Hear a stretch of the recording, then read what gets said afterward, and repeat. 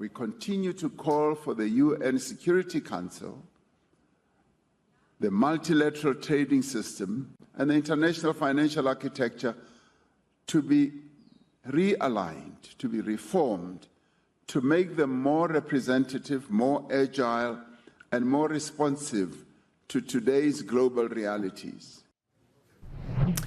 All right, for more on this, let's get to Bloomberg's Jennifer Zabasajja. She is at the event in Soweto in Johannesburg. So, Jen, what more did we hear from President Ramaphosa?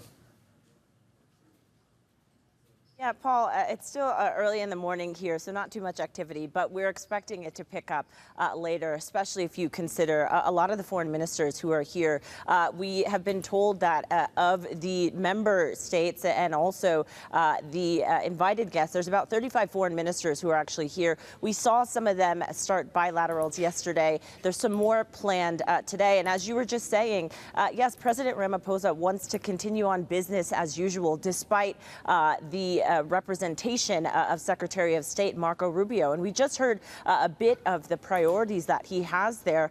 He's also very keen to tackle a lot of the issues that he says are African-related issues, but also issues of the global South. And having the convening of G-20, both advanced and emerging economies, is an opportunity for that. And so the expectation is later on we will hear more about the debates and the lack of consensus around some of the biggest geopolitical issues that are facing the world today, and potentially how the G20 members can at least try to come together to find some consensus. As you mentioned, this is the first G20 meeting of the year of the South African G20 presidency. Foreign ministers are concluding their meetings today. Next week is finance ministers, and we will not see Treasury Secretary Scott Bessent there. And so there is a lot of discussion about how the U.S. is absent, but still many of the leaders trying to press on and actually make some progress on their own agenda items.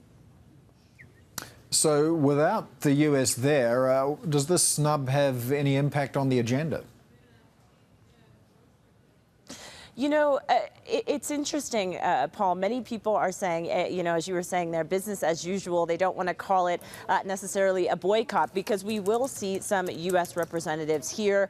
Scott Bessent, we heard speaking with our colleagues, saying that he's focusing on domestic issues in the U.S., which is why he's not here. But still, we will potentially hear some of the issues that the U.S. will bring to the table, and also potentially how they iron out some of the discrepancies, I guess, the gaps in which they still exist between a country like South Africa and also the U.S. But it also really opens up the door for other partners to come in. We have heard from the likes of China, also the EU members who are here, who are again expressing their support not just for the G20 members, but also for South Africa. And just as somebody who has covered the BRICS nations, which all of them do encompass those in the G20, you can expect to potentially see some of these ties strengthening and getting towards potentially more unification between some of these members. And so the big question is, what will the U.S.'s representation for the rest of the year look like? Will they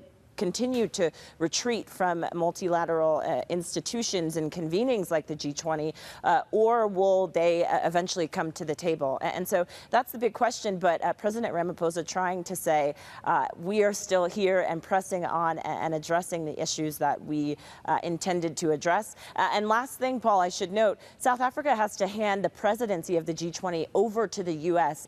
for 2026. And so, again, we'll have to at some point see these two leaders discussing what, if anything, that looks like.